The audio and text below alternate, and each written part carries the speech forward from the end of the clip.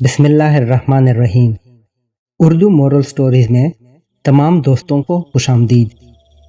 کسی ملک کے ایک بادشاہ نے ایک دن کسی بات پر خوش ہو کر اپنے ایک وزیر کو یہ اختیار دیا کہ وہ سورج غروب ہونے تک جتنی زمین کا دائرہ مکمل کر لے گا وہ زمین اس کی ملکیت کر دی جائے گی، اور اگر وہ دائرہ مکمل نہ کر سکا اور سورج غروب ہو گیا تو اسے کچھ بھی نہیں ملے گا۔ یہ سب سن کر وزیر چل پڑا۔ چلتے چلتے ظہر ہو گئی تو اسے خیال آیا کہ اب واپسی کا چکر شروع کر دینا چاہیے، مگر پھر لالچ نے غلبہ پا لیا اور سوچا کہ تھوڑا سا اور آگے سے چکر کاٹ لوں۔ اب اس نے واپسی کا ارادہ کیا، مگر سامنے والے خوبصورت پہاڑ کو دیکھ کر اس نے سوچا کہ یہاں تک آ گیا تو اس خوبصورت پہاڑ کو بھی اپنی جاگیر میں شامل کر لینا چاہیے۔ پہاڑ تک پہنچ کر واپسی کا سفر شروع کیا، مگر اسے کافی دیر ہو گئی تھی۔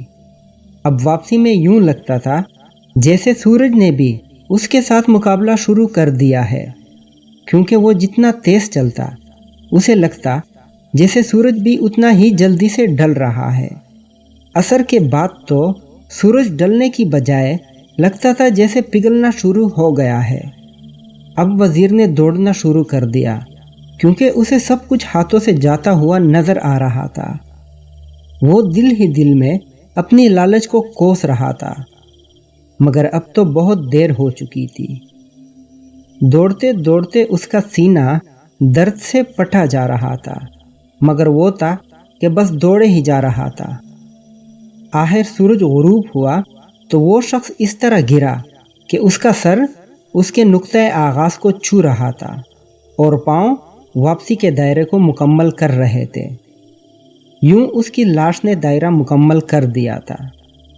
جس جگہ وہ گرا تھا اسی جگہ اس کی قبر بنائی گئی، اور اس کی قبر پر کتبہ لگایا گیا جس پر لکھا تھا، اس شخص کی ضرورت بس اتنی ساری جگہ تھی جتنی اس کی قبر ہے۔ آج ہمارے دائرے بھی بہت بڑے ہو گئے ہیں، اور ہم نے واپسی کے سفر کو تو جیسے بلا ہی دیا ہے، اس سے پہلے کہ بہت دیر ہو جائے۔ چلیے واپسی کی سوچتے ہیں۔